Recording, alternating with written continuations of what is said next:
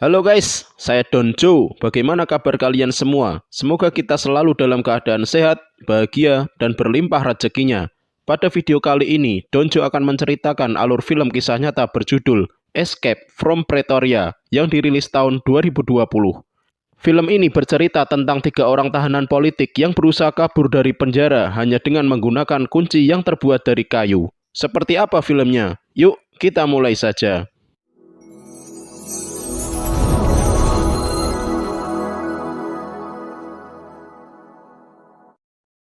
Pada tahun 1973, separuh Afrika Selatan bergejolak. Polisi memukul dan menembaki orang kulit hitam seperti tikus. Pemerintah Afrika Selatan menerapkan politik apartheid, yaitu membedakan status seseorang berdasarkan warna kulit. Orang berkulit putih memiliki kedudukan tinggi, sedangkan orang kulit hitam berkedudukan rendah. Film ini akan berfokus kepada 2 sahabat bernama Timothy Jenkins dan Stephen Lee, yang meskipun keduanya berkulit putih, namun mereka sangat menentang politik apartheid. Mereka telah menyuarakan kesetaraan, tapi ketika suara mereka tak didengar, maka mereka memilih cara radikal untuk menarik perhatian, yaitu dengan cara meledakkan bom selebaran di pusat kota, untuk menyebarkan kertas berisi pemikiran mereka tentang kesetaraan ras yang harus diperjuangkan dimanapun berada.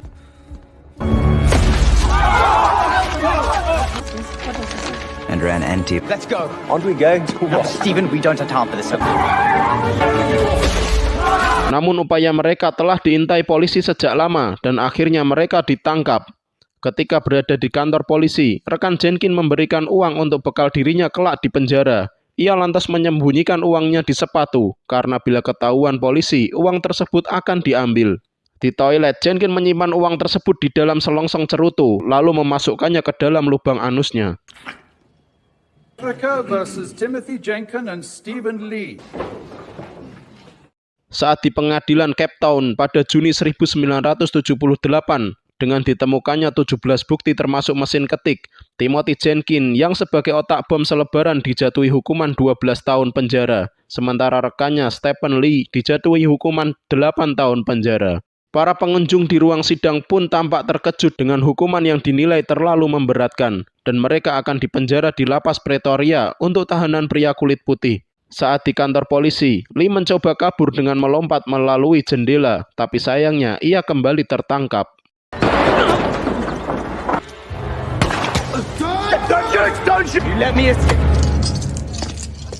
Mereka dibawa ke penjara Pretoria menggunakan mobil tahanan.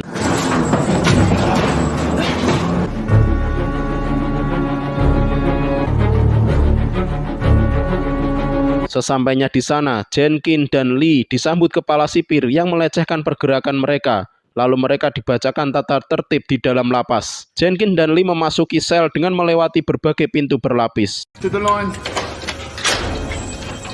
Proceed.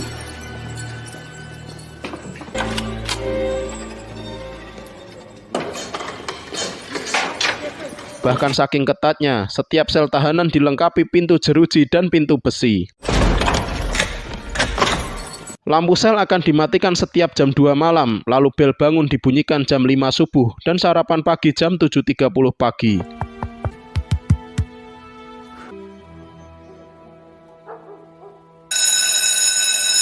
Di hari pertama dalam sel Pretoria, sipir membukakan pintu dan menyuruh tahanan untuk sarapan. Dalam penjara Pretoria, tahanan politik memakai seragam abu-abu, sedangkan seragam biru langit untuk tahanan kasus pembunuhan. Saat sarapan, Jenkins bertemu dengan Dennis Goldberg. Mereka berdua sudah mengetahui latar belakang masing-masing sebagai sesama pejuang kesetaraan ras, dan mereka saling menghormati satu sama lain. Tiba-tiba pengantar makanan berkulit hitam tidak sengaja menjatuhkan alat makan, yang lantas dia dipukuli oleh sipir.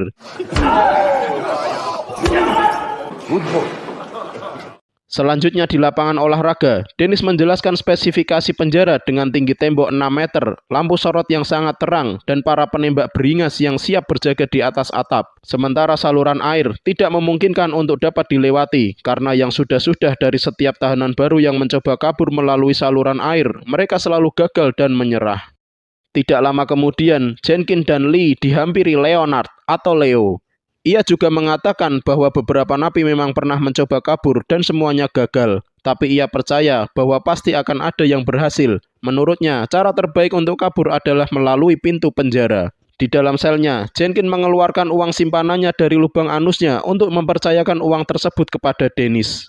Diketahui bahwa Dennis merupakan tahanan seumur hidup berasal dari keluarga bangsawan dan dia ditahan karena berupaya menggulingkan pemerintahan dengan revolusi kekerasan. Hingga kini para kelompoknya di dalam penjara masih setia kepadanya.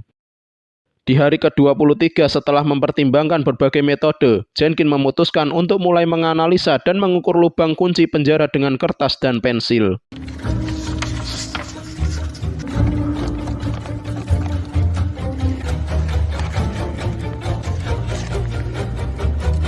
Kemudian Jenkins menjelaskan pada Leo bahwa ia berencana membuat kunci duplikat menggunakan kayu. Awalnya Leo meragukannya, tapi akhirnya dia mau membantu. Ketika di ruang makan, Leo dan Lee membuat kegaduhan agar sipir penjara mendekat dan Jenkins bisa memperhatikan secara detail bentuk anak kunci di pinggang sipir. Berhari-hari, Jenkins merekam bentuk anak kunci di kepalanya, lalu menggambarnya di kertas.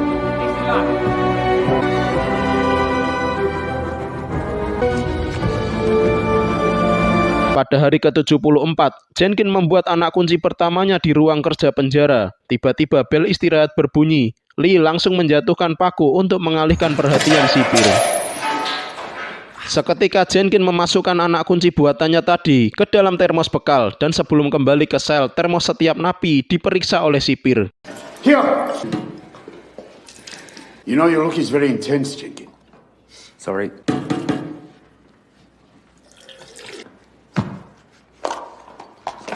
Di dalam sel, Jenkins menyempurnakan bentuk kunci tersebut. Ia menambahkan lem agar lebih kuat dan menaruh kunci tersebut di kap lampu.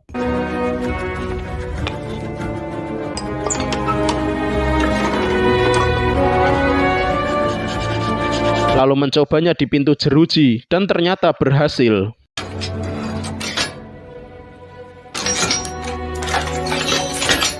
Tapi sayangnya, pintu besi di depannya hanya memiliki lubang satu sisi dari arah luar. Jenkins kemudian membuat kunci kedua untuk pintu besi. Di hari ke-100, mereka menjajal kunci tersebut dan ternyata slot kunci dapat bergerak keluar tapi tidak bisa masuk. Lalu tiba-tiba, kunci kayu itu macet dan patah di dalam lubang kunci. Sementara sipir sedang berjalan menuju ke sel mereka, Jenkins mencoba berbagai cara untuk mengembalikan slot kunci tersebut.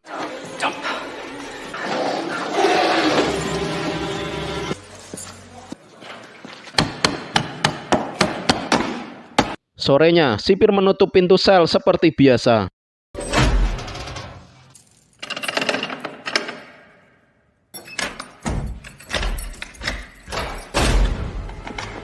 Di tempat kunjungan, Leo didatangi putranya dengan waktu kunjungan selama 30 menit dalam setahun. Tapi saat ia baru melepaskan rindu pada anaknya dan belum sampai 30 menit, sipir laknat mengakhiri kunjungannya hanya karena tangan Leo menyentuh kaca. Please, no, please, please.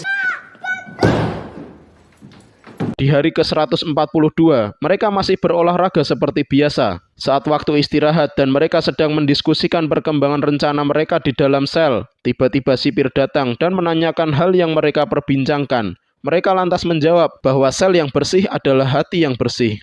Saat Leo menyapu sel sambil memperhatikan sipir pergi, tiba-tiba Lee mendapat ide dengan mengikat kunci ke gagang sapu. We forget everything else, huh? Namun ide tersebut masih belum sempurna, dan ketika Jenkins sedang bekerja, ia memperhatikan mekanisme mesin bubut yang sedang digunakan napi di depannya, lantas membuat sambungan seperti itu untuk bisa memutar ujung gagang sapu.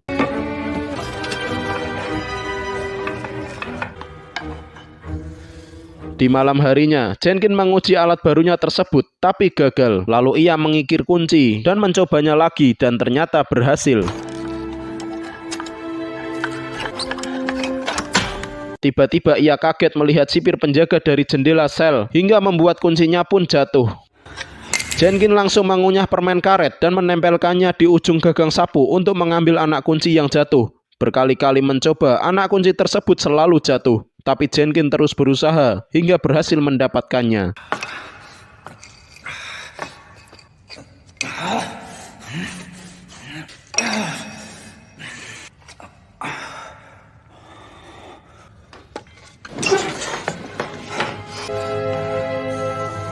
Di pagi harinya, Jenkins makan dengan sangat lahap. Lee dan Leo bingung melihatnya. Jenkins memberitahu bahwa ia berhasil membuka pintu besi dan mereka pun bersulang untuk keberhasilannya tersebut. Selanjutnya, Jenkins mengubur kunci-kunci yang telah lulus tes di kebun penjara. Pada hari ke-206, Lee memperhatikan proses masuknya para napi baru. Jenkins menduplikat semua kunci termasuk kunci lemari peralatan, lalu mengumpulkan info daerah sekitar penjara dari koran harian yang dibuang. Di hari ke-296, sipir memberikan kacamata pesanan Jenkins, dan malamnya saat sipir memutar musik dengan suara keras, Jenkins membentuk selimut agar terlihat dia sedang tidur. Lalu dia keluar sel bersama Leo untuk mencoba kunci selanjutnya.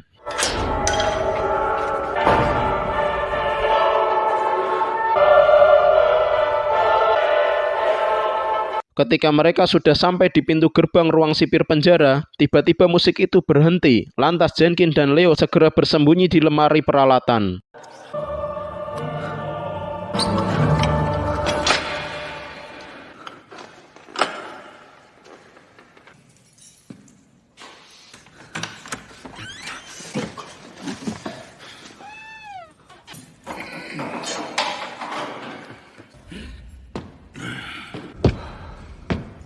Ketika sipir gendut naik untuk memeriksa tiap sel, Jenkins dan Leo kembali menjajal kunci buatan mereka, namun tak ada kunci yang pas untuk pintu tersebut. Sementara sipir mengira Jenkins dan Leo sedang tertidur di sel. Saat belum berhasil membuka pintu, sipir kembali turun sehingga Leo menariknya ke dalam lemari peralatan. Sipir sempat melihat tetesan keringat Jenkins di lantai, tapi dia tak mau ambil pusing.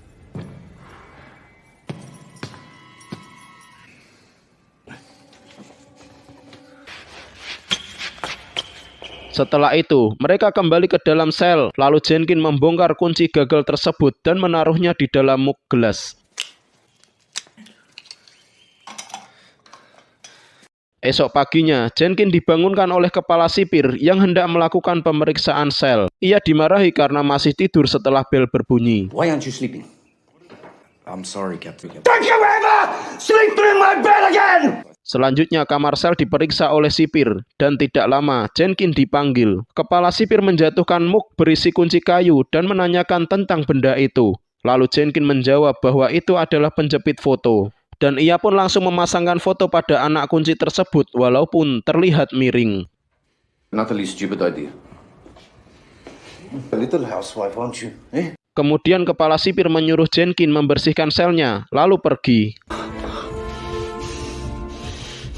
Selanjutnya, Leo, Lee, dan Jenkins menyembunyikan semua kunci yang telah berhasil digunakan di tempat berbeda. Cracks in the wall became agents of freedom. Perhaps why it can be so easily lost. Di hari ke-404, Jenkins diperiksa dokter gigi. Dokter merekomendasikan untuk operasi cabut gigi di luar penjara. Hal itu dimanfaatkannya untuk mengamati cara sipir membuka pintu besi dan mengamati lingkungan sekitar penjara. Over the past several months, we've created around this. Selama beberapa bulan terakhir, Jenkins, Lee, dan Leo berhasil menduplikat 39 anak kunci dan bolak-balik ke ruang sipir tanpa terdeteksi. Ia lantas mengajak kelompok Dennis untuk kabur bersamanya, namun mereka meragukan kemampuan Jenkins CS. Sebenarnya Dennis sudah bosan di penjara, namun dia tidak mau ambil resiko apalagi jika aksi kabur tersebut sampai gagal, dan mereka lebih memilih menjalani hukuman hingga selesai. Sementara Jenkins, Lee, dan Leo tetap pada pendirian mereka untuk kabur.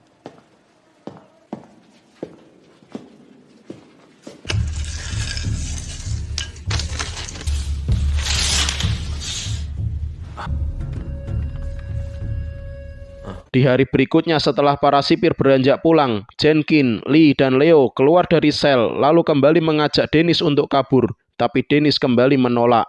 It's not too late to come. Make damn sure you get clear. Sementara sipir gendut hendak ke toilet, Jenkins CS menyiapkan pakaian ganti mereka. Klosetnya ternyata mampet, sehingga sipir harus kembali untuk mengambil alat vakum WC dari lemari peralatan.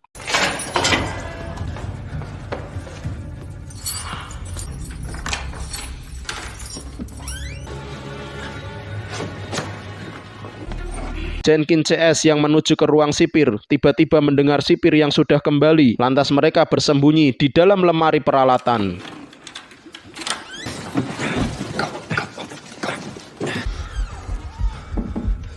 Setelah selesai, sipir hendak menaruh vakum WC ke lemari peralatan. Beruntung, Dennis membuat listrik konslet hingga lampu sel mati. Lalu dia membuat kegaduhan yang memaksa sipir untuk kembali ke sel tahanan di atas. All right, enough! Mereka melewati tiap pintu gerbang dan menguncinya kembali.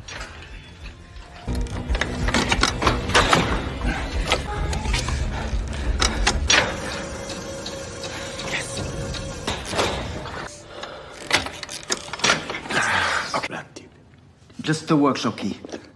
Try them both.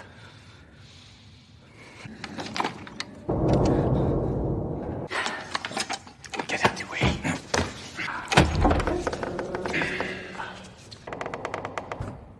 Sampai di pintu terakhir, mereka mengintip gerbang penjara yang terbuka dan mereka mencoba semua kunci untuk membuka pintu terakhir itu. Namun, tak ada kunci yang cocok. Push it all the way in. Yes, I'm pushing it all the way in.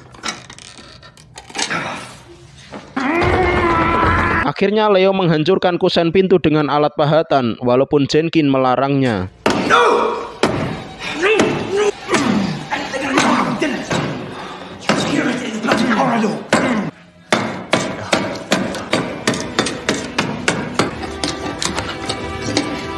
Lalu mencongkel pengunci dengan obeng dan akhirnya pintu terbuka.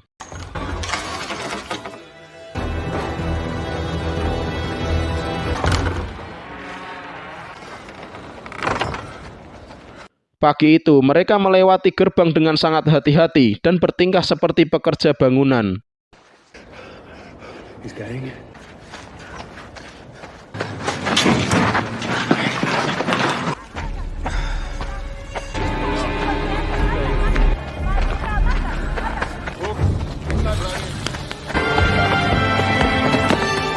Sampai di halte Pretoria, mereka menyewa sebuah taksi untuk menuju ke Joburg. 3 to Joburg.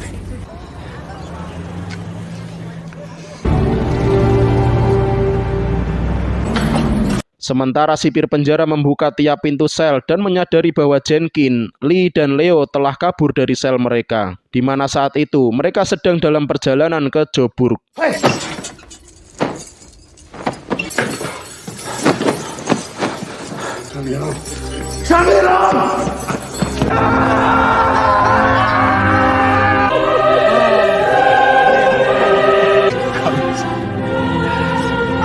Selanjutnya, mereka bertiga diburu polisi yang tercatat sebagai buronan terbesar sepanjang sejarah Afrika Selatan. Mereka melintasi Mozambik, Tanzania, dan sampai di London, lalu kembali memperjuangkan kesetaraan ras yang sudah mereka bangun dari awal. Hingga akhirnya mereka diampuni sebagai buron pada tahun 1991. Dennis juga dibebaskan setelah 22 tahun menjalani hukuman penjara. Pada tahun 1992, perjuangan mereka terbayar dengan runtuhnya politik apartheid dan hingga kini mereka telah menjadi legenda sebagai tahanan yang pertama kali lolos dari penjara Pretoria. Film pun selesai. Saya juga mengucapkan terima kasih banyak untuk kalian semua yang sudah menonton video ini hingga selesai dan mensupport channel Donjo dengan mengklik tombol subscribe dan mengaktifkan loncengnya. Tanpa kalian semua, channel ini tidaklah berarti apa-apa. Akhir kata, Donjo izin pamit. Sampai jumpa di video selanjutnya.